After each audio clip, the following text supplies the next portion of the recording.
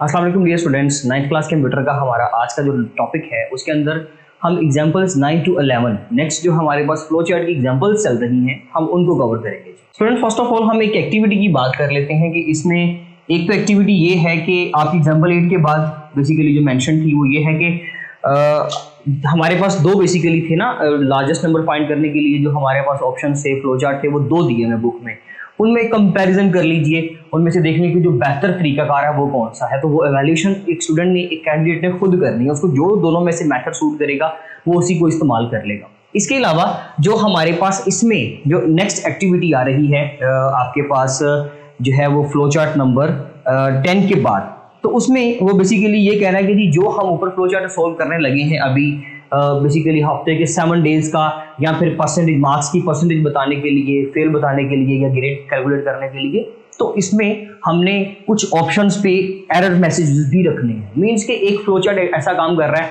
कि वो मतलब जैसे कि हम लोगों ने परसेंटेज कैलकुलेट करनी है। सपोज हमारा जो फ्लो चार्ट है question number 9 to assign grade to a subject based on total marks and obtain marks. तो परसेंटेज निकालने के लिए हम क्या करेंगे, मैं सबसे पहले तो उसी एक्टिविटी से रिलेटेड ही बात करूंगा, लेकिन हम थोड़ा सा फ्लो चार्ट भी अपना बना लेते हैं। बल्कि इसको यहां से स्टार्ट करने की बजाय हमारे लिए ये बेहतर रहेगा कि हम इसको करें भाई यहां से स्टार्ट, ताकि इसका एक फ्लो चलता रहेगा हमारे पास यहां से। ले जी मैंने यहां से फ्लो चार्ट स्टार्ट किया स्टूडेंट्स, ओके। और क्या करना पड़ेगा जी मुझे, इसमें मैंने ग्रेड कैलकुलेट करना, तो उसमें मुझे एक तो ऑब्टेन्ड मार्क्स चाहिए, उसमें मुझे टोटल मार्क्स कैलकुलेट करने पड़ेंगे और फिर मेरे पास परसेंटेज निकल आएंगे, ठीक है। तो बेसिकली हम ये कह सकते हैं कि इसमें अगर ऑब्टेन्ड मार्क्स और टोटल मार्क्स हमें पता हो तो परसेंटेज कैलकुलेट हो जाएगी। सो दैट्स व्हाई अगर हम परसेंटेज की इनपुट नहीं लेते तो फिर ठीक है, बाकी दोनों की इनपुट ले लेते हैं, ऑब्टेन्ड और टोटल मार्क्स की। इनके ऊपर लगाएंगे फॉर्मूला और उस फॉर्मूले में हम परसेंटेज कैलकुलेट कर लेंगे। Percentage is equal to obtained को टोटल पे डिवाइड किया और मल्टीप्लाई कर दिया विद 100। फॉर्मूला तो खैर मेरे ख्याल से ही सबको आता होगा परसेंटेज कैलकुलेट करने का। हमने परसेंटेज कैलकुलेट कर लिया। अब उसने डिफरेंट ग्रेड असाइन करने हैं हमने बच्चे को। देखें भाई, अगर तो 80% से मार्क्स अबव हो तो हम A+ ग्रेड देते हैं, और अगर स्टूडेंट के 70 से अबव मार्क्स हो तो ग्रेड A देंगे, एंड इसी तरह से सो ऑन पीछे आते जाएंगे और डिफरेंट कंडीशंस के ऊपर इसको चेक करेंगे, क्योंकि इसमें मल्टीपल सिचुएशंस एंड कंडीशंस हैं। सो दैट्स व्हाई हम लोगों को मल्टीपल इसमें डिसीजन मेकिंग सिंबल्स लगाने पड़ेंगे। लेकिन इसमें एक चीज आपको बता दूं कि हमें एक ऐसा भी तो ऑप्शन रखना है ना कि भाई अगर कोई बंदा ऑब्टेन्ड या टोटल मार्क्स के नंबर ही गलत कर देता है, कोई नेगेटिव नंबर पुट कर देता है, तो इसलिए वो एक्टिविटी ये कह रही है कि आपने अगर ऑब्टेन्ड या टोटल मार्क्स कोई बंदा नेगेटिव पुट करता है तो उसको भी रिस्ट्रिक्ट करना है, और उसको रिस्ट्रिक्ट करने के लिए, उसको देखने के लिए आपने अलग से कुछ चीजें एरर मैसेजेस के लिए साथ में डिजाइन करनी है। तो वो हर स्टूडेंट, हर कैंडिडेट अपनी गुड प्रैक्टिस से रिलेटेड अपनी प्रैक्टिस के मुताबिक वहां पर वो चीजें ऐड कर सकता है। खैर हम ये फ्लोचार्ट स्टार्ट कर रहे हैं जी यहाँ से। अब जब हम परसेंटेज कैलकुलेट कर लेंगे तो उसके ऊपर कंडीशन लगाते हैं। वो एक सिंपल सा फ्लोचार्ट बनाऊंगा डायमंड सिंबल, ताकि हमारे बोर्ड के ऊपर उसकी सारी प्रेजेंटेशन कंप्लीट हो जाए। अगर तो परसेंटेज ग्रेटर देन 80 है भाई, अगर तो परसेंटेज ग्रेटर देन 80 है तो हम उसको क्या प्रिंट करवाएं, उसका ग्रेड रख देते हैं A+। Yes A+। ले जी ग्रेड कौन सा रख दिया, ग्रेड का वेरिएबल बनाया और उसको A+ ग्रेड दे दिया हमने, ओके।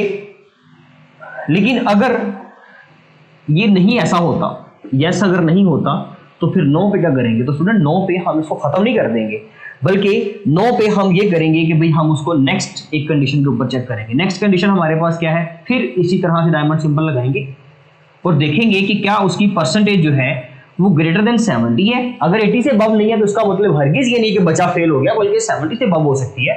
अगर 70 से अबव है तो फिर ये कर लें कि जी उसका ग्रेड आप रख दें, अगर कंडीशन यस होती है तो उसका ग्रेड रख दें A, ठीक है, A रख देते हैं यस होने पे। और अगर नहीं, अभी भी नहीं, उसका ग्रेड 70 से भी अबव नहीं आ रहा, तो फिर एक नेक्स्ट हमारे पास एक और कंडीशन है, हम उसको चेक कर लेते हैं। शायद 60 से ऊपर होगा, बच्चा थोड़ा सा डल है, चलेंगे। तो परसेंटेज ग्रेटर देन 60, अगर 60 से अबव है ना तो भाई हम उसको ग्रेड दे देंगे B, अगर यस है। लेकिन अगर यहां पर भी कंडीशन फॉल्स हो जाती है तो इसका मतलब है कि चलें उसका 50 से अबव होगा, फिर मार्क्स यही कर सकते हैं हम तो चलें जी उसका 50 से अबव कर लेते हैं। फिर यहां पर एक और कंडीशन चेक करेंगे स्टूडेंट्स, अगर परसेंटेज यहाँ से मसला करेगा ये, हम इसके लिए थोड़ा सा इसको ऊपर ही कर लेते हैं, तो थोड़ा कंजस्टेड हो जाएगा, लेकिन ताकि ये विजिबल रहे सो इसलिए मुझे यहाँ पर इस तरह करना पड़ रहा है। चलिए हम इसको इस तरह कर लेते हैं थोड़ा सा। परसेंटेज अगर ग्रेटर देन 50 है तो फिर क्या होगा जी, अगर तो यस है तो चलें जी उसको ग्रेड असाइन कर देते हैं हम सी, और अगर अभी भी नहीं तो स्टूडेंट अगर फर्स्ट के जी नो ऐसा नहीं होता तो फिर हम उसको ग्रेड असाइन कर देते हैं फेल का।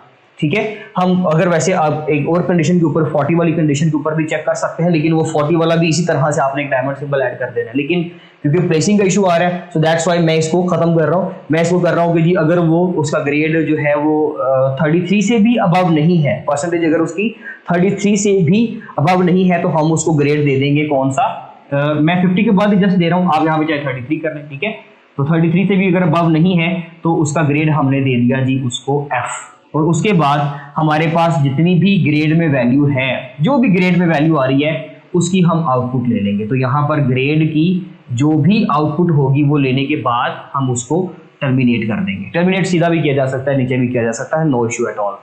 अगर तो अब परसेंटेज कैलकुलेट होगी स्टूडेंट, परसेंटेज अगर तो 80 से अबव है तो ग्रेड ए आ जाएगा, और उसके बाद फौरन से हमने खत्म करना है प्रोग्राम को।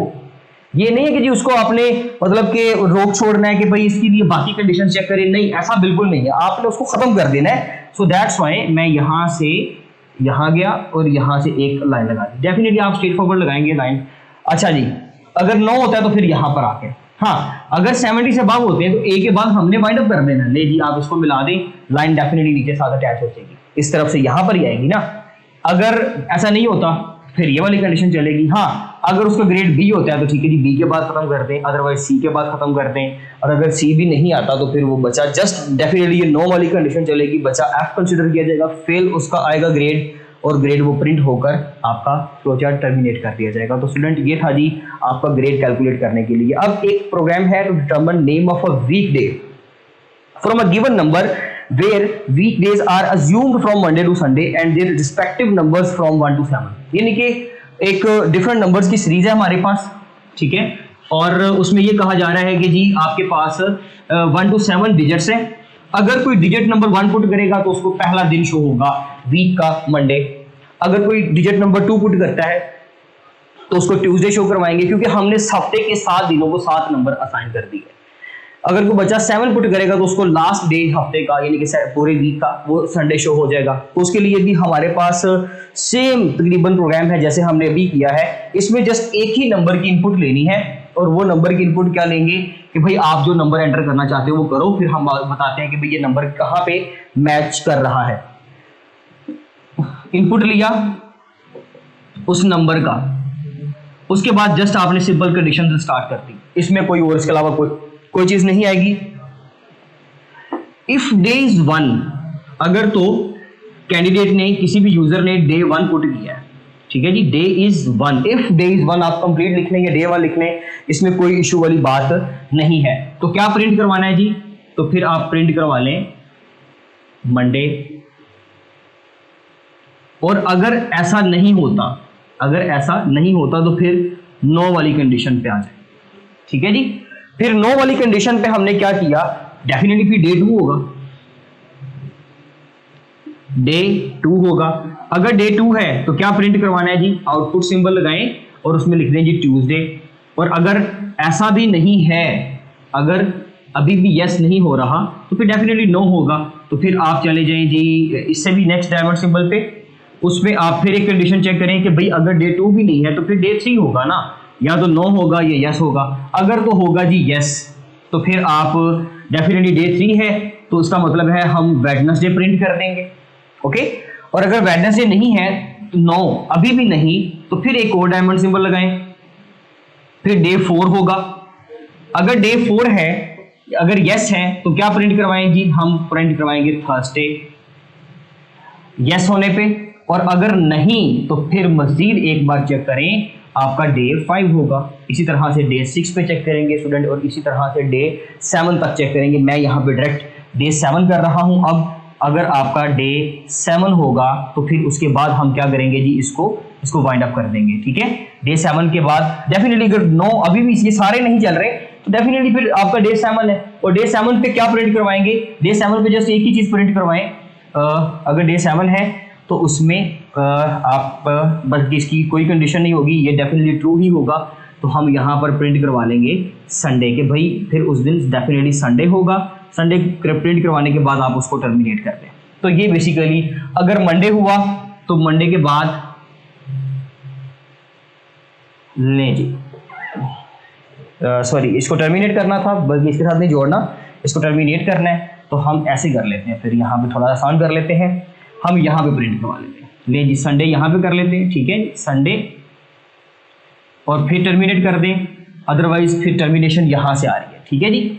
अगर डे आपका ट्यूसडे है तब भी, वेडनेसडे है तब भी टर्मिनेट तो होना ही है, थर्सडे है तो तब भी, फ्राइडे, एंड इसी तरह से आपका सैटरडे, और इसी तरह से आपका संडे। तो बेसिकली ये स्टूडेंट आपका फ्लो चार्ट है जी, हफ्ते के दिनों के अकॉर्डिंगली, कि हफ्ते के दिन देखते हुए आप जब कोई चीज़ प्रिंट करेंगे। आपका नंबर 11 है जी, जो नेक्स्ट फ्लो चार्ट है स्टूडेंट्स, इसमें हमने ये करना है to input 5 values 1 by 1 and determine if the given number is even और ऑड। सिर्फ 5 वैल्यूज देनी है फ्लो चार्ट में, और चेक करना है कि जो नंबर मिला है किसी यूजर की तरफ से, जो यूजर ने इनपुट किया, मींस कि आपने एक ऐसा सिस्टम बनाया कि यूजर ना आकर एक नंबर पुट कर रहा है, तो वो नंबर जो है, सिस्टम को जो नंबर मिल रहा है वो नंबर इवन है या ऑड है, तो ये बताना है। और ऐसी कंडीशन लगानी है कि यूजर 5 से ऊपर नंबर पुट ना करे, 5 नंबर पुट होने के बाद क्लोजर खत्म हो जाए। तो इस चीज के लिए, इस प्रॉब्लम को सोल्व करने के लिए हम लोगों ने एक फ्लो चार्ट डिजाइन करना है। स्टूडेंट देखें, इवन और ऑड का फैसला कैसे होता है ये आप सबको पता है,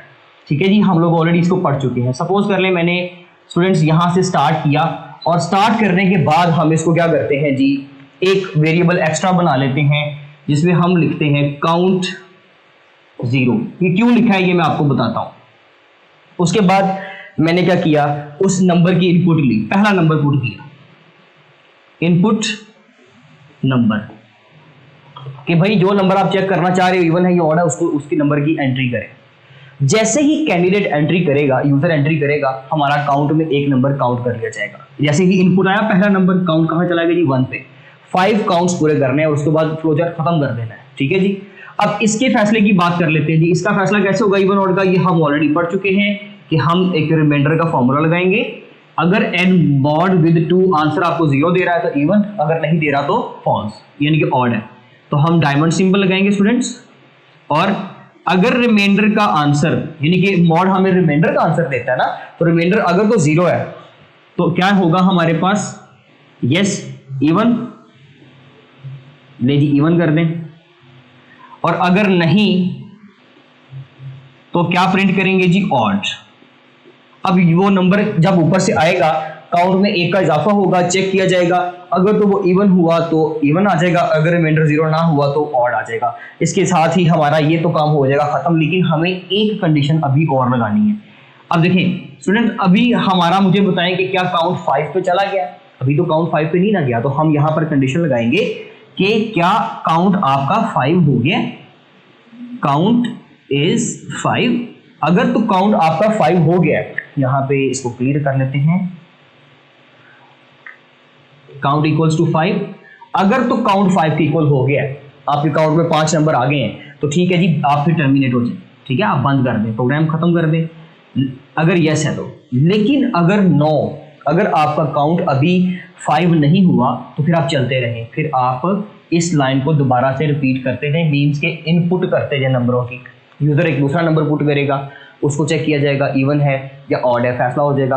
क्या काउंट में 5 हो गया? नहीं, काउंट में अभी स्टूडेंट्स जैसे ही इनपुट n किया था तो हमने काउंट में एक नंबर का इजाफा करना है, और वो नंबर का इजाफा हमने यहाँ पर करना है, हम अपना काउंट बढ़ा दिया करेंगे। यहाँ पे वो काउंट +1 मीन्स के काउंट में एक नंबर का इजाफा हो गया, यहाँ पे एक एरो आ जाएगा, एक एरो यहाँ पर आ जाएगा स्टूडेंट्स। तो ये हमने एडजस्ट करना था, साथ में वो हम भूल गए थे। तो काउंट में हमारा +1 का इजाफा होगा, काउंट हमारा चला जाएगा जी 2 पे।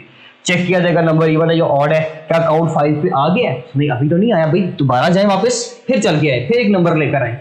यूजर अपना अगला नंबर पुट करेगा, कोई भी नंबर है, वो नंबर फिर चेक किया जाएगा, काउंट में 1 का इजाफा हो जाएगा, काउंट चला जाएगा 3 पे, इसी तरह से काउंट चला जाएगा 5 पे, इसी तरह से काउंट 5 पे भी जाएगा 4 के बाद। जब काउंट 5 पे जाएगा तो क्योंकि काउंट में 5 वैल्यूज कंप्लीट हो चुकी होंगी तो हम टर्मिनेट करके उसको एंड कर देंगे, अदरवाइज तब तक ये आइट्रेशन जो है वो आपकी चलती जाएगी। ठीक है जी स्टूडेंट्स, ये था जी हमारा आज का लेक्चर। इंशाल्लाह मिलते हैं अपने नेक्स्ट लेक्चर में, तब तक के लिए अल्लाह हाफिज।